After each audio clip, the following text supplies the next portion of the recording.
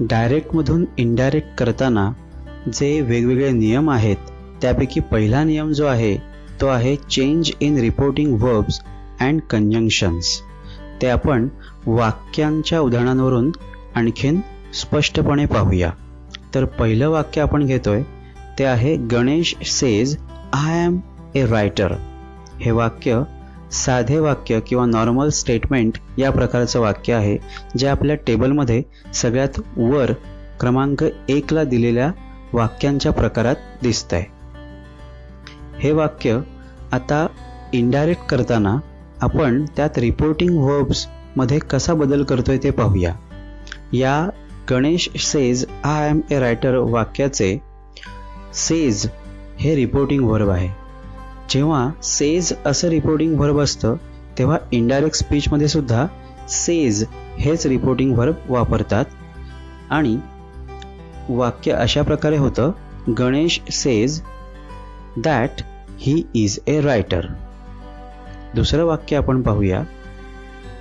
Ganesh said I am reading a book. या वाक्यसुद्धा अवतरण चिन्हातलं जे डायरेक्ट वाक्य आहे ते साधं वाक्य आहे किंवा ॲसर्टिव्ह सेंटेन्स आहे.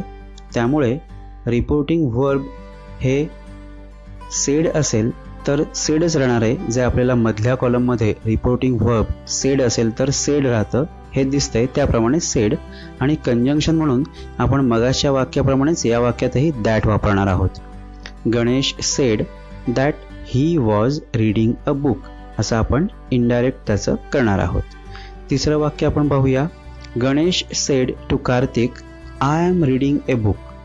हे सुद्धा आपण पाहिलं तर आपल्याला कळेल की हे नॉर्मल सेंटेन्सच आहे, ॲसर्टिव्हच आहे.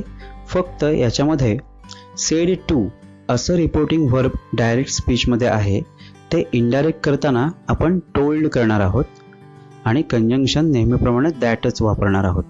तर इनडायरेक्ट स्पीच कसा होईल.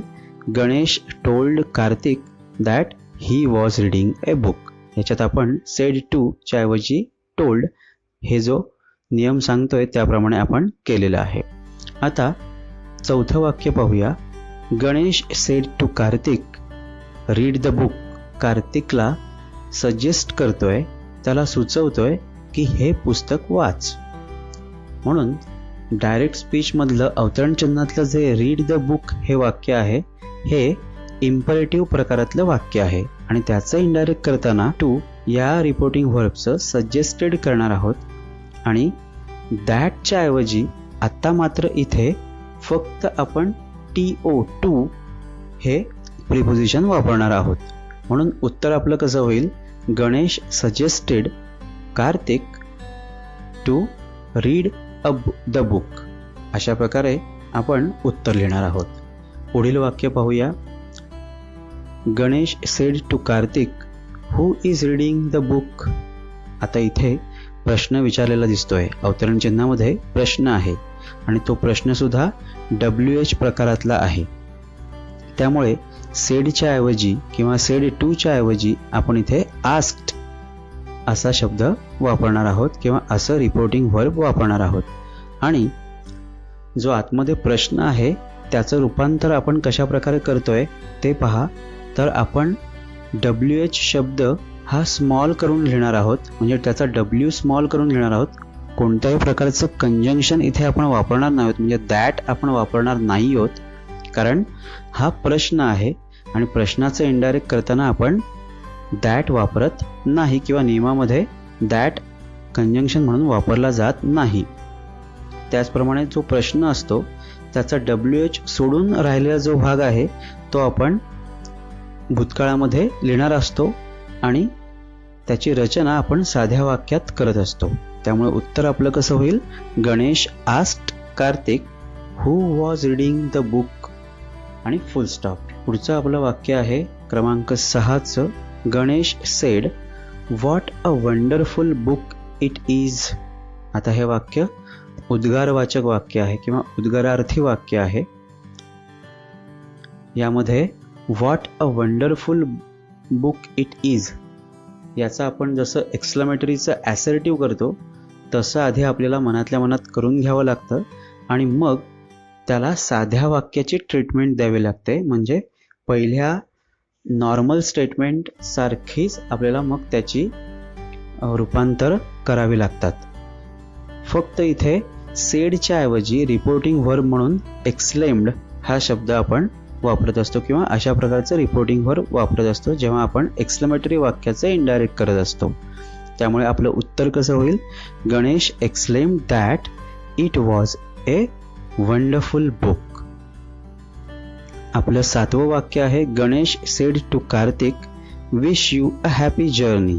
हे शेवटच्या प्रकारातलं आपलं वाक्य आहे. ऑपरेटिव्ह सेंटेन्स म्हणजे इथे शुभेच्छा दिलेल्या आहेत आणि त्याचं इनडायरेक्ट स्पीच करताना सेड टूच्या ऐवजी विश्ड असं रिपोर्टिंग व्हर्ब वापरावं लागतं. त्यामुळे आपलं उत्तर होईल गणेश विश्ड कार्तिक अ हॅपी जर्नी. आपला पुढचा म्हणजेच दुसरा नियम जो आहे तो काळांच्या संदर्भातला आहे. Change in the tenses. Direct स्पीचमधील वाक्य इनडायरेक्ट करताना ते साधारणतः भूतकाळात रूपांतरित केलं जातं आणि मग कोणत्याही प्रकारचा काळ असेल तरी त्या प्रकारच्या भूतकाळामध्ये किंवा त्या उपप्रकाराच्या भूतकाळामध्ये त्याचं रूपांतर केलं जातं. जर सिंपल प्रेझेंट टेन्स असेल डायरेक्ट स्पीचमधल्या वाक्याचा तर इनडायरेक्ट करताना सिंपल पास्ट करतात. जर डायरेक्ट स्पीचमधील वाक्य प्रेझेंट कंटिन्युअस टेन्समध्ये असेल तर इनडायरेक्ट करताना पास्ट कंटिन्युअस टेन्स करतात. अशा प्रकारे ज्या प्रकारचा प्रेझेंट टेन्स वापरला असेल त्याच प्रकारचा पास्ट टेन्स वापरला जातो. जर मुळात पास्ट टेन्स वापरला असेल डायरेक्ट स्पीचमध्ये तर इनडायरेक्ट करताना पास्ट परफेक्ट वापरतात आणि त्याप्रमाणे बदल होतात. आपण वाक्य पाहूया. पहिलं वाक्य आहे Ganesh said I write a letter. हे सिंपल प्रेझेंटमधलं वाक्य आहे. त्यामुळे इनडायरेक्ट करताना त्याचं आपल्याला सिंपल पास्टमध्ये रूपांतरित करावं लागेल. जर तुम्ही क्रियापद पाहिलं जे हायलाईट केलेलं आहे तर तेव्हा तुम्हाला तिथे बदल झालेला हा नेमका बघता येईल. Ganesh said I write a letter हे सिंपल प्रेझेंटमधलं वाक्य Ganesh said that he wrote a letter अशा प्रकारे सिंपल पास्टमध्ये परिवर्तित होतं आणि त्याचं इनडायरेक्ट स्पीच होतं. दुसरं वाक्य आपण पाहूया. Ganesh said I am writing a letter हे प्रेझेंट कंटिन्युअस टेन्समधलं वाक्य आहे. त्याचं इनडायरेक्ट आपण पास्ट कंटिन्युअसमध्ये करणार आहोत. Ganesh said that he was writing a letter.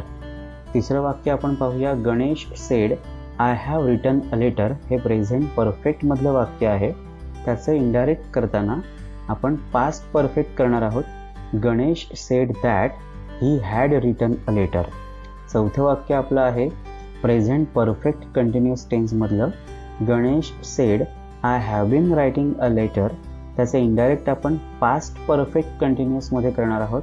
ते म्हणजे Ganesh said that he had been writing a letter. पाचवं वाक्य आपलं आहे ते सिंपल पास्टमध्ये आहे. Ganesh said I wrote a letter. आता आधीच सिंपल पास्ट जर का दिलेलं असेल तर त्याचं पास्ट परफेक्टमध्ये रूपांतर होतं. Ganesh said that he had written a letter. सहावं वाक्य आपलं आहे पास्ट कंटिन्युअसमधलं आणि त्याचं इनडायरेक्ट करताना आपण पास्ट परफेक्ट कंटिन्युअसमध्ये करणार आहोत. Ganesh said I was writing a letter. Ganesh said that he had been writing a letter. अशा प्रकारे आपण काळानुरूप इनडायरेक्ट करत असतो. यामध्ये तिसरा नियम जो आहे तो सहाय्यकारी क्रियापदांच्या संदर्भातला आणि मोडल वर्ब्स यांच्या संदर्भातला आहे. चेंजेस इन हेल्पिंग और ऑक्सिलरी और मोडल वर्ब्स. डायरेक्ट स्पीचमधील वाक्यात जर ॲम, इज किंवा आर असेल तर इनडायरेक्ट स्पीचमधल्या वाक्यामध्ये आपल्याला वॉज किंवा वर वापरावं लागतं. डायरेक्टमध्ये जर का हॅव किंवा हॅज असेल तर आपण सहाय्यकारी क्रियापद वापरताना इनडायरेक्ट स्पीचमध्ये हॅडचा वापर करत असतो. हे म्हणजे आपल्या आधीच्या नियमाचंच परावर्तन आहे किंवा पुनरावृत्ती आहे. फक्त सहाय्यकारी क्रियापद भूतकाळात कशी बदलतात हे आपल्याला या नियमामध्ये सांगण्यात आलेलं आहे. डू, डज, डोंट, डझंट असे जर का शब्द असतील तर त्याचं डिडंट, डीड किंवा डिडंट असं होतं. वॉज वरचं हॅड बीन होतं, हॅडचं हॅडच राहतं. शालचं शूड किंवा वूड होतं, विलचं वूड होतं, कॅनचं कुड होतं, मेचं माईट होतं, मस्ट असेल तर मस्ट किंवा हॅड टू आपल्याला करावं लागतं, आणि शूड, वूड, कुड, माईट, हॅड टू अशी मोडल वर्ब्स असतील तर त्यामध्ये कुठल्याही प्रकारचा बदल हा होत नसतो. चौथा नियम जो आहे तो चेंजेस इन प्रोनाउन म्हणजे सर्वनामातला बदल. जी डायरेक्ट स्पीचमधली वाक्य असतात त्यामध्ये जी सर्वनामं येतात ती इनडायरेक्ट स्पीच करताना कशा प्रकारे बदलतात हे आपल्याला या तक्त्यामध्ये कळणार आहे. जर डायरेक्ट स्पीचमध्ये आय असेल तर इनडायरेक्ट करताना ही किंवा शीचा वापर आपल्याला करावा लागतो. त्याचप्रमाणे वीचं दे होतं, यूचं ही, शी, हिम किंवा हर किंवा मी असं वाक्याच्या रचनेनुसार आपल्याला आणि संदर्भानुसार आपल्याला बदलावं लागतं. त्याचप्रमाणे जो अनेकवचनी यू असतो त्याचं दे किंवा देम होतं, इटचं मात्र इटच राहतं, मायचं हिज किंवा अवरचं देअर, युअरचं हिज किंवा हर किंवा अनेकवचनी युअर असेल तर देअर. त्यानंतर इट्स हा इट्सच राहतो. मी हे जे ऑब्जेक्टिव्ह सर्वनाम असतं त्याचं हेम किंवा हर होतं, आणि अस हे अनेकवचनी जे सर्वनाम आहे त्याचं देम होत असतं.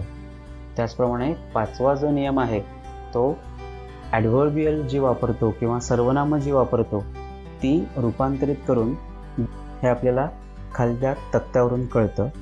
धिसचं दॅट, दीजचं दोज, नावचं देन, हिअरचं देअर, अगोचं बिफोर, येस्टरडेचं प्रिव्हियस डे अशा प्रकारे आपण रूपांतर करत असतो. त्याचप्रमाणे धसचं सो, टुडेचं दॅट डे, टुनाईटचं दॅट नाईट, टुमॉरोचं द नेक्स्ट डे, लास्ट नाईटचं द प्रिव्हियस नाईट, कमचं गो अशा प्रकारे आपण नियरनेसचा बदल हा डिस्टंट वाटेल अशा शब्दांमध्ये करत असतो.